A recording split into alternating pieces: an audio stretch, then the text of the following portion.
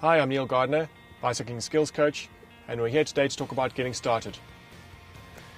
An important part of getting started is to make sure your chain is nicely lubed. This makes sure that the parts are nicely maintained, that there's not too much wear in the parts, make them last a bit longer. It's a pretty simple thing to do. Just make sure you get at least a drop on every single link. Go slowly through it and pedal backwards as you squeeze the bottle. Try and get the chain to go around about twice, and then you're sure to get as much lube as possible on it. A very important part of the lube process is to make sure that you get the lube off once it's got its way into the little links. This stops dust sticking to it when you're going through some rough patches, because if there's extra dust on the chain, it means there's extra wear on the parts.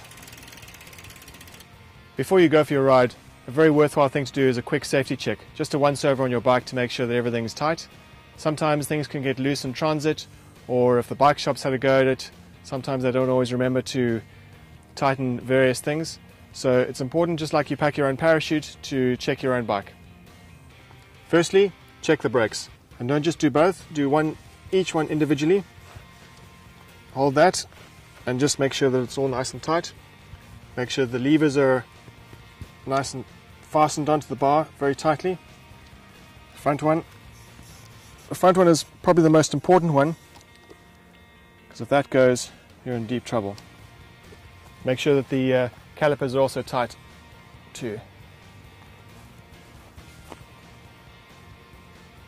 Your steering column is also very important. Make sure your stem bolts are nice and tight. A good check is to hold the front wheel and to move it side to side like that with the bars.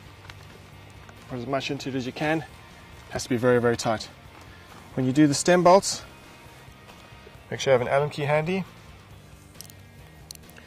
Don't have to tighten them, just make sure that they are nice and tight.